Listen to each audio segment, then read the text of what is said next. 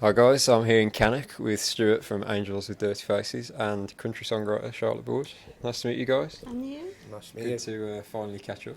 Yeah, it's been a long time coming. Yeah, it has. So tell us a little bit about how you guys got together, how you met up, and how this all started. I'll let you go, ladies first. We met back in March Yeah. at an Ashkeeper Band gig when Stuart was supporting them in Preston. We didn't really know each other, but we were friends on Facebook. And then a few days later, I'd put a message out on Facebook just saying that I was writing songs. And Stuart messaged me and said, was I looking for any more artists to co-write with? And I said I was. So I sent him over some lyrics that day. I'd only wrote the song that day, actually. And then that night, Stuart came back with a demo. It was really quick and it was really good. So it just went from there, really. Yeah. How did you two get into country music? I was brought up on it. Yeah. My dad was a country singer, my uncle was a country singer, so I was raised on country music since I was a baby, really, and just a natural progression. It's just always been in my blood and always been in my life. So I didn't really get brought up on country music at all. I was brought up on all the 80s music, Foreigner and Mr. Mister and all that kind of thing. So it wasn't until I was about 10 I started going to country clubs. And that's how I got into it, and then it stuck with me forever then. And still my family don't really listen to country music, so The odd one out of the yeah, family. a little bit. And Stuart, you used to be in an indie rock band, didn't you, at one point? So yeah. what brought you back into country music? I've always missed it. You know, I think when I kind of stopped playing country music, I never stopped listening to it. The scene is different to it is now. You know, there was nowhere really to go, no radio, no shows like this and things like what you're doing, and there wasn't any of that. You know, it was really, really difficult, and you just kind of churned out doing the same gigs over and over and over again. It's like being on a roundabout; you couldn't get off. And so it kind of like we just felt it ran its course. So me and Neil at the Angels, we got signed to a label, and I went on the road with a band called The Establishment. Did that for probably 10 years. But Neil, same as me, was raised on country music. We've always listened to it, even on the road. Got all the Establishment boys into listening to country music, and then, so we missed it, and we talked about putting a band together for years again, and we said that we wouldn't do it unless we got the guys who we really wanted to be in the band. It wouldn't be something that we'd do unless we could get the right personnel in, and all the guys that we asked said yes straight away, and it just went from there then. You've done plenty of festivals over the summer, haven't you? You did Wolfstock and FSA and all. FSA, Little Mountain, Rock Ridge up in Durham. So it's been good. I mean, we're a little bit late to the table getting these festivals, but luckily we got a couple of last minute slots, which was nice for the organisers to put us on. Yeah. Have you noticed a growth in country music over the last couple of years? Massively. It's completely different to the scene that I left a few years ago. The artists are younger, the more eager, the more hungry to succeed, But also as well, social media's changed the face of music across the board, not just in country music. Social media's changed music completely, and people are getting more savvy with it, and this radio now, there's a lot more radio shows, and a lot more radio shows willing to play British acts, which is great, And introduce us to your band, because I saw you at FSA and you got a rocking live band, so tell us about those guys. Yeah, me and Neil, we've played together since we were kids. We were in the original country band together, when we won a BCMA together, and then we're in the Establishment together. So we've always played together since we were in our late teens. The keyboard player Chris is a record producer in his own right, has his own recording studio, and me and Chris have written on various projects over the years, and I just wanted him to be on keys. Danny tours with the Billy Fury story, and we drink in the same pub, believe it or not. He's from London, but we drink in the same pub in Nottingham. And I was looking for a drummer, and he was like, "Yeah, I'd love to do this."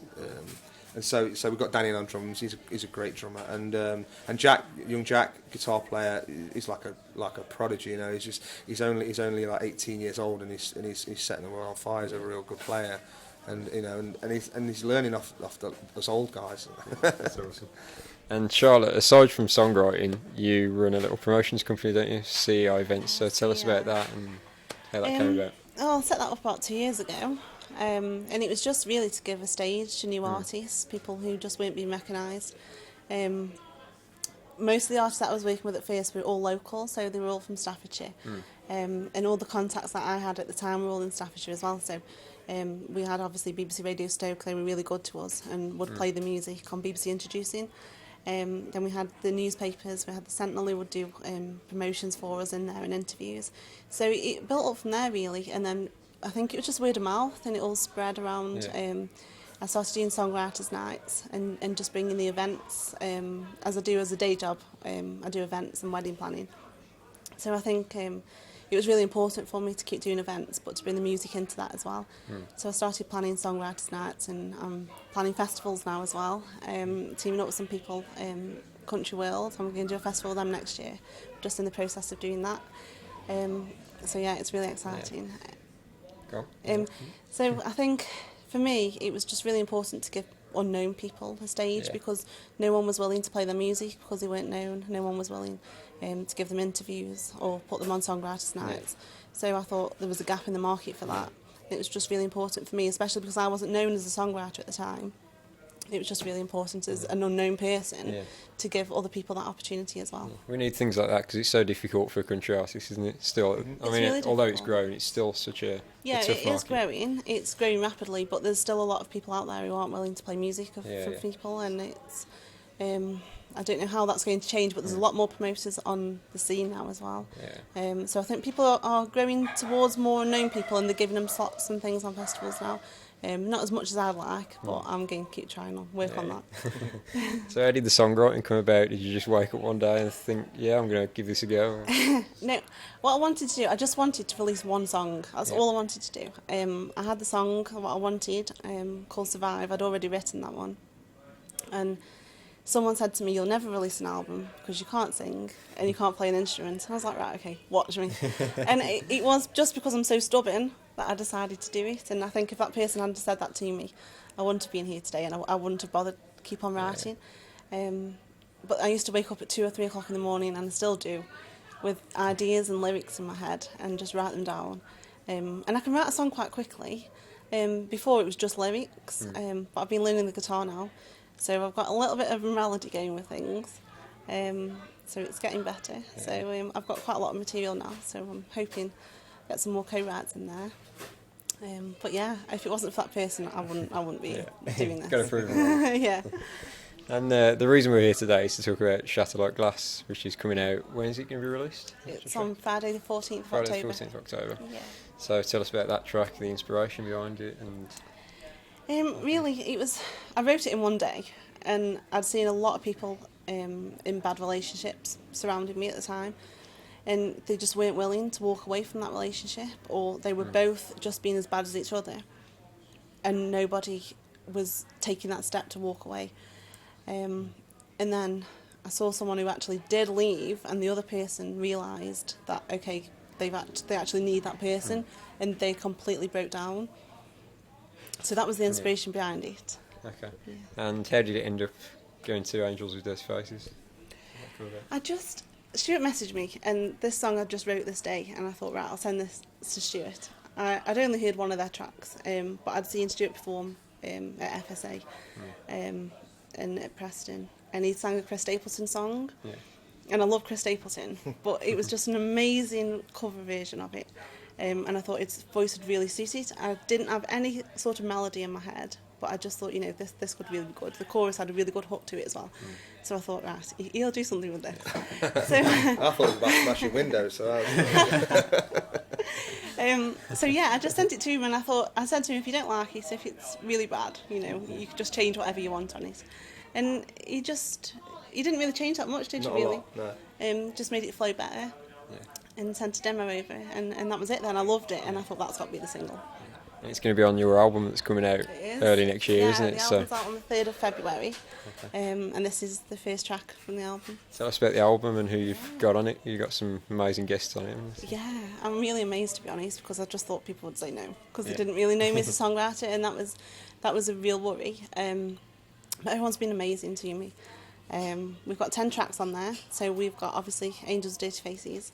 Ash Cooper's on there. He's on there twice. He's doing a duet as well.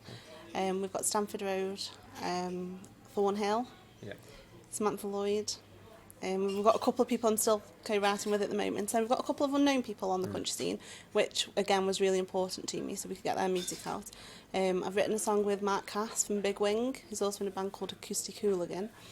And he's really, really talented. And he went over to Nashville last year and we got him some gigs over there. But he still hasn't really established himself over here, so that was really important to put him on as well. But everyone's just been brilliant. Yeah, we look forward to that. And you're on a little promo tour at the moment, aren't you? So tell the folks where they can come and see you over the next couple of weeks or so. Okay, well after today we haven't actually got anything until next Saturday, the 24th, and Stuart's going to be at the Wolverhampton Country Nights. So hopefully he'll sing a song there. Might. He might do, yeah, he might do. And then we're going all over, so we're in Preston, Bournemouth, Kent.